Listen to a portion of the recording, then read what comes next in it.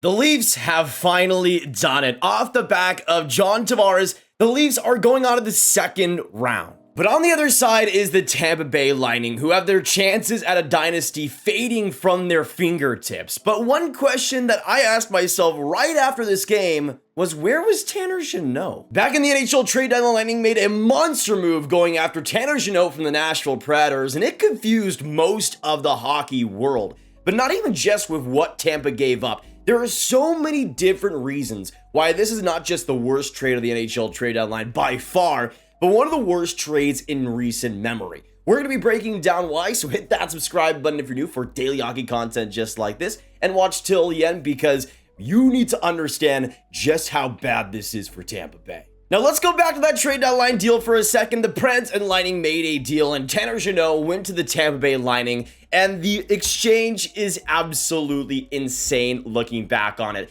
Nashville received Cal Foote, a 2023 third rounder, 2023 fourth rounder, 2023 fifth rounder, a 2024 second rounder, and a 2025 first round pick. And this was a wild trade. Even when it initially happened, he had a solid season in 2022 in his rookie year, getting 41 points in 81 games. But it was obvious that shooting percentage high was astronomical, and he shot back down to earth with 14 points, 5 goals in 56 games of the Preds. Sure, he had that physical edge, but that amount to give up for a guy like that was supreme. But it was kind of assumed that Tanner Jeannot would have a big impact in the playoffs. He's the type of player that would have a big impact in the playoffs. But with Tampa Bay to start things out, he didn't really fit all too well. In his first 20 games with Tampa, he only had 1 goal, 3 assists, 4 points, was a -6, and sure, I guess got 22 penalty minutes, but he really did not look home with the Bolts whatsoever, and he did not look like he was turning a page from still a pretty rough season with Nashville. But again, it was assumed that Tanner Jeannot would turn a page, and again, in the playoffs, would be a warrior, would be a huge player, kind of like Nick Paul with the Bolts last year, getting clutch goals in big moments versus Toronto, and getting a Game 7 overtime winner or something like that. That's what we all assumed was probably going to happen. And that happened, right? The problem was things were already looking rough at the start of the NHL playoffs. Jeannot had a lower body injury and would miss 4 separate games and would also miss Game 1 of the NHL playoffs. Now, this wasn't a bad thing for Tampa Bay as they steamrolled the Leafs in that huge Game 1 victory, kind of like Toronto did in last year's playoff series. And for the Lightning, you win Game 1 and you probably get Jeannot back in Game 2. That's pretty huge. And in Tanner Jeannot's first game of the NHL playoffs this year at Tampa Bay, this big bruising player is going to have such a big postseason impact. Posted 0 goals, 0 assists, 0 points, 0 shots, an even rating, and 11 minutes and 38 seconds of time on ice. But hey, when the Leafs were up 6-1 in Game 2, he fought Luke Schenn. All is well. But hey, I mean, he was coming back from injury. Obviously, he needs to get settled back in, right? Well, Game 2, we saw him get a lot more time on ice, a lot more responsibility, 16 minutes and a second of time on ice, almost 5 more minutes than he got in Game 2, which was good. It seemed like he was progressing, seems like he was getting more done. But really, that was just a mirage. 2 shots on goal was a -2 in Game 2, and 0 goals, 0 assists, 0 points once again. And the brutal part here as well is that both goals he was on the ice for were the 2 opening goals for the Leafs, and of course they would end up winning this game in overtime 4-3. And even though Jeannot wasn't necessarily in the wrong with these goals, still, he was a non-factor at best. But then we move on to Tanner Jeannot's final game of these NHL playoffs. Yes, final game in Game 4. And you want to see the stat line?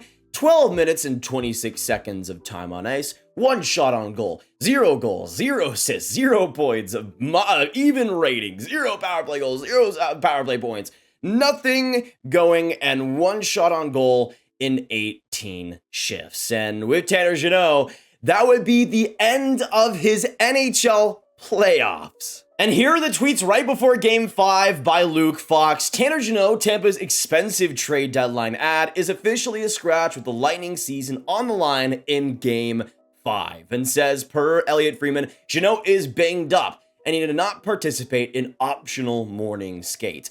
I don't know how Jeannot got injured in these games. He was doing practically nothing in these games. Maybe he aggravated the injury he had, but Jeannot is out for Game 5, is a scratch for Game 5, and again, with Tampa Bay season on the line, was not playing in their lineup. Now, this would end up working for the Tampa Bay Lightning as they got a heroic Game 5 victory to force Game 6 in Tampa Bay. But again, the tweet right before Game 6 would come from Luke Fox saying Tanner Jeannot putting in extra on-ice work this morning. Would appear that he's out again for Game 6, and Anisimov stays in after his big Game 5. So another elimination game where Tanner Jeannot was looked at as a huge piece of the puzzle coming in with the trade deadline acquisition. A player that was going to come through in a huge way in big moments throughout the playoffs is again banged up, injured, and can't even come into the lineup. But Luke Fox in a new article detailed why Tanner Jeannot was scratched in Game 5 and 6, and it's pretty interesting here. Considering his general manager had spent 5 draft picks on the Lightning's big swing deadline acquisition in Tanner Jeannot, Coach Jon Cooper did the unthinkable Thursday in Toronto with his club season on the brink. He scratched Jeannot in favor of Anisimov, who was injured by a Jake McCabe check in Game 1 and who you may have Googled this week. Yes, the Bolts have gone 0-3 with Jeannot in the lineup this series, but scratching such a pricey piece takes nerve. And interestingly so, it kind of read for a second there like Jeannot was the player injured, but of course no, it was Anisimov with that Jake McCabe check in Game 1. He was injured, came back in the lineup, was heroic in that Game 5, and so in that Game 6.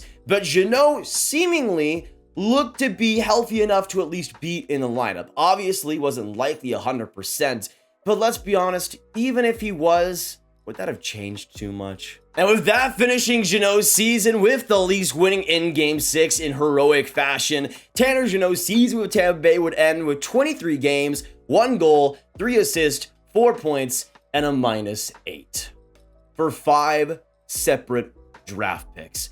He ended up with more draft picks acquired for Tampa Bay to get him than points in the season with Tampa Bay.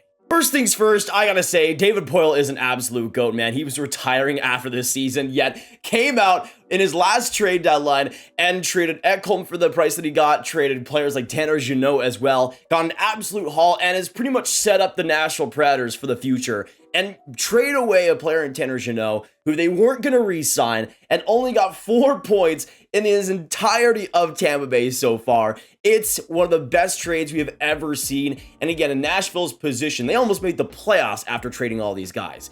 Insanity. But here's the real kicker for the Tampa Bay Lightning, and here's where this trade potentially goes from horrible to one of the worst trades in recent memory. This upcoming NHL free agency for the Tampa Bay Lightning. You might have noticed how I said Nashville needed to re-sign Tanner Jeannot after this year.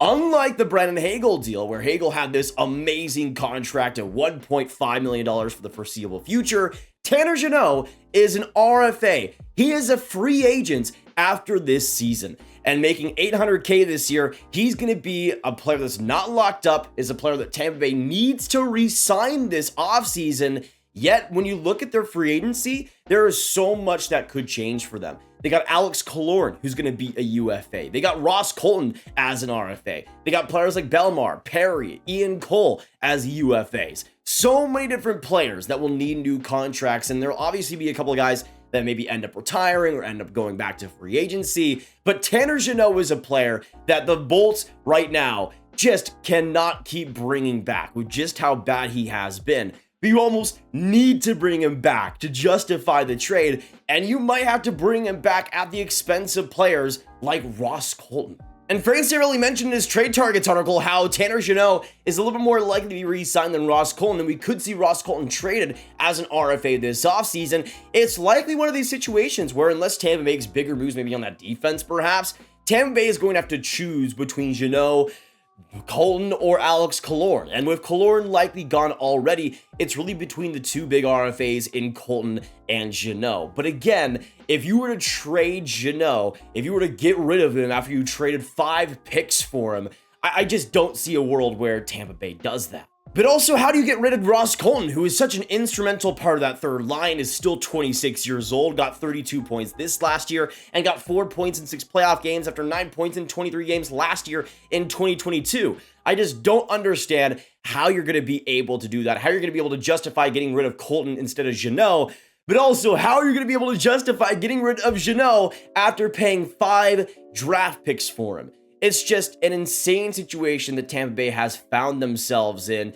and a situation that maybe they would have found themselves in otherwise, no matter what would have happened in this year's NHL playoffs. But at the same time, with the disappointment, with the defeat versus the Toronto Maple Leafs, with just how bad Jeannot was, it puts even more salt in that wound.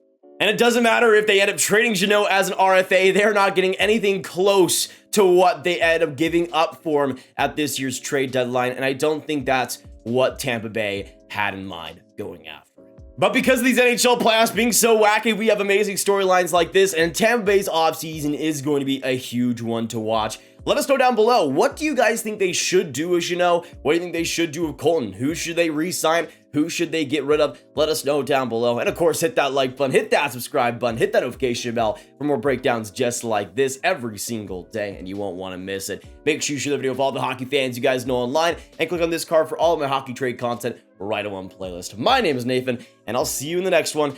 Have a great day, and goodbye.